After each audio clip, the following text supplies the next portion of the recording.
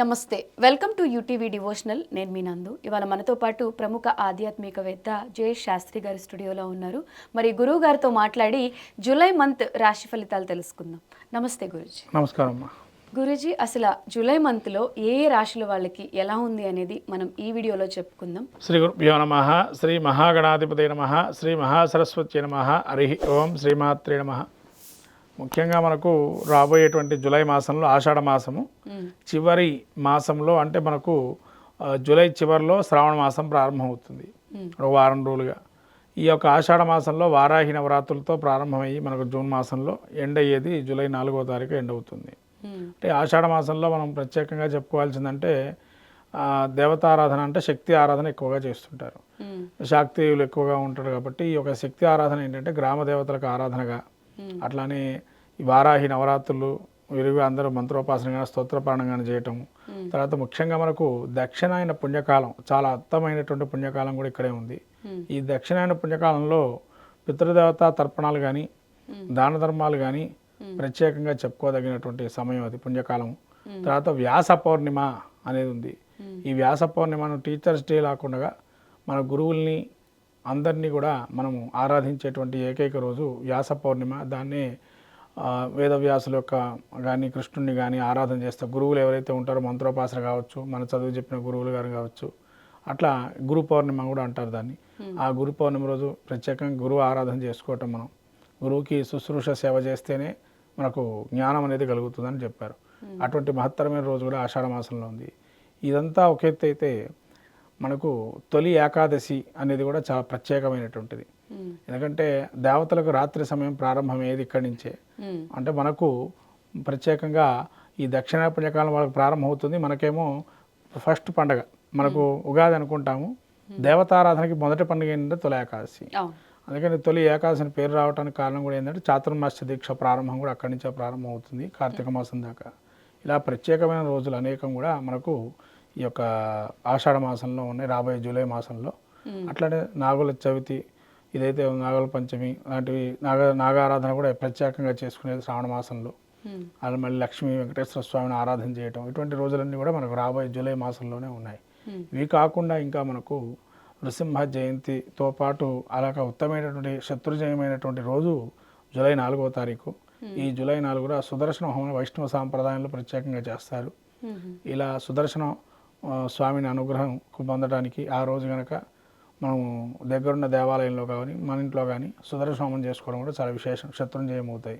ఇటువంటి మహత్తరమైన రోజులన్నీ కూడా మనకు ఆషాఢ మాసంలో ఉన్నాయి. వీటినన్నింటినీ కూడా మనం ఉపయోగించి స్వామివారి యొక్క భక్తి శ్రద్ధలతో ఆరాధన చేసి దేవీ దేవతల్ని ఆ యొక్క అనుగ్రహాన్ని పొందాలని, ఈ యొక్క ద్వాదశ రాశుల వారికి ఏ విధంగా ఉండబోతుంది అనేది మనము చెప్పుకుందాం ఈ యొక్క ఆషాఢ మాసంలో. సింహరాశి వారికి జూలై మాసంలో ఎలా ఉంటుంది? మఘ నక్షత్రం 4 పాదాలు, పుబ్బ నక్షత్రం 4 పాదాలు, ఉత్తర నక్షత్రం 1వ పాదం సింహరాశి. ఈ సింహరాశి వారికి గ్రస్తి జన్మస్థలంలో కుజకేతువులు, సప్తమంలో రాహు, అష్టమంలో శని వక్రగమనము, అలానే శుక్రుడి వీరికి ఈ యొక్క 10వ స్థానంలో సంచారం చేయడం, ఏకాదశంలో రవి గురువులు, తదుపరి ఈ యొక్క ద్వాదశంలో బుధుడు ఉన్నారు, తర్వాత రవి కూడా సంచరిస్తున్నాడు. ఈ విధంగా చూస్తే కనుక లగ్నంలో జన్మరాశిలో కుజకేతువుల కలయిక అనేటువంటిది కొంత ఇబ్బందికరంది. ఎందుకంటే ఏదో ఒక పని మీద వెళ్తారు, సడన్లో డ్రాప్ అయ్యే అవకాశం ఉంటుంది. అంటే అప్పటిదాకా మంచి ఉల్లాసంగా ఉంటారు, ఒక్కసారి ఏడుపు వచ్చేస్తుంది. అదేంటి ఉన్నటువంటి బాగున్నారు ఏడుస్తున్నారు ఏంటి అనుకుంటారు. అంటే కుజుడు జన్మంలో ఉన్నప్పుడు విపరీతమైన కోపాన్ని చూపిస్తాడు, ఒక్కసారి ఆ కోపం కూడా నవ్వుగా మారచ్చు. అంటే ఒక విచక్షణారహితమైనటువంటి కొంత వాతావరణం ఏర్పడే అవకాశం ఉంటుంది కుజకేతుల వల్ల. ఈ కేతువు కూడా జన్మంలో ఉండటం వల్ల కొంత మూర్ఖమైన ఆలోచన, మూర్ఖత్వంతో ఆలోచించడము, కుందేలకు మూడే కాళ్ళట్టుగా వాళ్ళు చెప్పిందే వేదం అనుకోవటం అన్నీ కొన్ని ఇబ్బందులు కలిగే అవకాశం ఉంటుంది.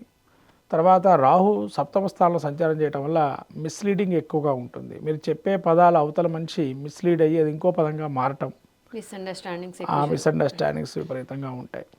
తర్వాత ఎదుటి మనిషి మీరు ఏది చెప్పినా కూడా మళ్ళీ మీరు ఇంకోసారి క్లారిటీగా చెప్తే అర్థమయ్యే పరిస్థితిలో ఉంటుంది.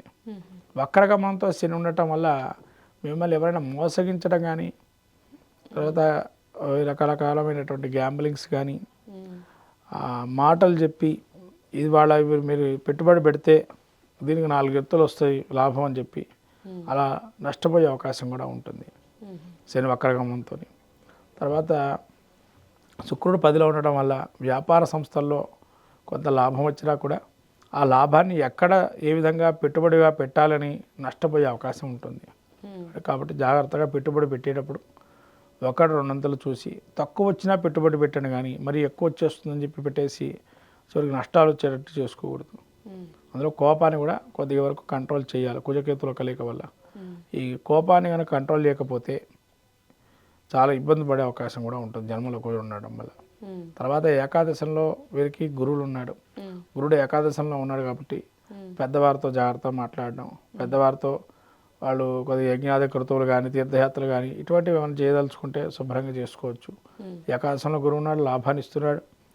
ఏదైనా కూడా కొంత కష్టమైనా ఓర్చుకొని మనం సమయానికి ఏదైనా పని మొదలు పెడితే ఇంకొద్ది సమయం పడుతుందని ఓర్పుతో ఉండాలి, కానీ ఆ చివరికి వచ్చే టైం కల్లా మళ్ళీ అది కోల్పోయే అవకాశం కూడా ఉంటుంది. ఆ కొద్ది పని అయింది కూడా. కాబట్టి కొద్ది ఓర్పుతో ఉండడం మంచిది. తర్వాత బుధుడు 12లో ఉండడం వల్ల అధికమైనటువంటి వేళ తప్పిన భోజనాలు ఎక్కువగా ఉండడము, సమయానికి భోజనం చేయకపోవటము, తర్వాత విపరీతమైనటువంటి శ్వాసకోశ సంబంధ వ్యాధులు రావటం కానీ, కంఠం సంబంధించిన వ్యాధులు కానీ, కంఠము కానీ శ్వాసకోశ కానీ రక్తనాళాలకు సంబంధించిన ఇబ్బందులు కానీ ఉంటాయి. కాబట్టి జాగ్రత్తగా ఉండాలి. ఆరోగ్యం బాగా చూసుకోండి. ఆరోగ్యమే మహాభాగ్యం అంటారు. కాబట్టి సింహరాశి వారు ముఖ్యంగా ఆరోగ్యం మీద శ్రద్ధ పెట్టండి, మాటలు కంట్రోల్ చేసుకోండి. ఈ రెండు కనుక చేస్తే జూలై మాసంలో చాలా బాగుంటుంది. వీరు ఏ దైవారాధన చేస్తే వీళ్ళకి ఎక్కువ మంచి జరుగుతుంది? వీళ్ళు సుబ్రహ్మణ్య క్షేత్రం కానీ నాగారాధన, ప్రతి ఆదివారం రోజు సర్పక్షేత్రం కానీ ఎక్కడైనా నాగదేవత ఆరాధన, అష్టనాగ పూజ కానీ అలా చేసుకోవడం మంచిది. అట్లానే విష్ణు సహస్రనామ పారాయణం ఇవి చేసుకోవడం వల్ల, విభూతితో అర్చన చేయటం, సుబ్రహ్మణ్య స్వామికి అభిషేకం చేయటం వల్ల మంచి ఫలితాలు వస్తాయి. అన్ని రాశులకి కలిపి ఏమైనా ఒక రెమెడీ చెప్పగలరు? అమ్మ మొత్తం మీద అన్ని రాశుల వారికి చూస్తే ప్రధానంగా మనం ఇక్కడ రవి గురులు, కుజకేతువులు, శని రాహువులు కలవటం లేదు, కానీ డిగ్రీలు వ్యవధిలో దూరంగా ఉన్నా కానీ వాటి యొక్క ఇంపాక్ట్ పడే అవకాశం ఉంది. కాబట్టి అందరూ కూడా నిత్యము నామస్మరణలో ఆషాఢ మాసంలో చేసేది శక్తినామం. అంటే సుబ్రహ్మణ్య శివ పరివారాన్ని పూజించడం చాలా ఉత్తమమైందని చెప్పచ్చు. ఎందుకంటే శివుడి యొక్క స్వరూపంలో ఈశ్వరుడు కాలస్వరూపంలో ఉంటాడు. గణపతి లేనిది ఏ ఆరాధన చేయలేము. గణపతి అంటే లక్ష్మీప్రదం. తర్వాత పార్వతీదేవి శక్తిని, ఏదైనా మనకు శక్తి లేకుండా ఉపద్రవాలు వస్తే వాటి నుంచి తప్పించడానికి అమ్మవారు ఏదో ఒక రూపంలో, శక్తి రూపంలో ఉంటుంది. ప్రతి ఇంధనంలో శక్తి ఉంటుంది. ప్రతి ఒక్క మెషిన్ నడవాలి, యంత్రం నడవాలి అంటే దానికి శక్తి కావాలి. పవర్ అన్నా కావాలి, లేదా మాన్యువల్ పవర్ అన్నా కావాలి. మాన్యువల్ అంటే యాంత్రికంగా జరిగేటువంటి సిస్టమ్ ఉంటుంది కదా, అలా అన్నా జరగాలి. అంటే రెండింటికి కూడా దానికి కూడా మళ్ళీ ఆయిల్ పోసో దాన్ని చేయి తిప్పడం రకరకాలు ఉంటాయి. మనిషి దాన్ని కూడా శక్తిని దానిలో జరపాలన్నా కూడా. కాబట్టి శక్తిని ఇవ్వాలి కాబట్టి అమ్మవారి ఆరాధన చేయాలి. తర్వాత సుబ్రహ్మణ్య ఆరాధన. ఈ కుజకేతువుల కలయిక వల్ల ఏంటంటే ప్రపంచంలో కానీ భూమికి సంబంధించిన నాయకుడు ఎవరంటే కుజుడు. గ్రహాల్లో అది అధిష్టాన దేవుడు సుబ్రహ్మణ్య స్వామి. అక్కడ మళ్ళీ కేతు కూడా ఉన్నాడు. అంటే జ్ఞానం ఇచ్చేటువంటి వాడు కూడా మనకు సుబ్రహ్మణ్య స్వామి అని చెప్పబడింది. కాబట్టి సుబ్రహ్మణ్య క్షేత్ర దర్శనం చేసుకోవటం, సుబ్రహ్మణ్య ఆరాధన చేయటం చాలా విశేషంగా చెప్పబడుతుంది. అంటే శివ పరివారంలో ఉండేటువంటి ఎవరైతే ఈ యొక్క 4 ఉన్నాయో, అమ్మవారు, రుద్రుడు, గణపతి, సుబ్రహ్మణ్య స్వామి, అట్లానే శక్తి స్వరూపంగా మనం పార్వతీదేవిని అనేక రకాలుగా కొలుస్తుంటాం. వీళ్ళ ఆరాధన చేయటం వల్ల మన జ్ఞానము, ధనము, అట్లనే శక్తిని ఇవన్నీ కూడా కలగజేసేటువంటిది.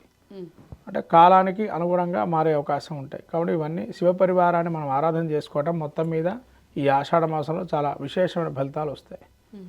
ఈ విధంగా ఎవరు తోచిన విధానంగా వాళ్ళు ఈ ఆరాధన క్రమంలో గణపతి కానీ, సుబ్రహ్మణ్య స్వామిని, రుద్రుడు కానీ, ఈ అమ్మవారి కానీ అంటే క్షేత్ర దర్శనం చేసుకోవచ్చు, వెళ్తే ఇంట్లో స్తోత్ర ప్రాణాలు చేసుకోవచ్చు, పూజాధికాలు చేసుకోవచ్చు, ఎవరిష్టం వాళ్ళది, హోమాలు చేసుకోవచ్చు.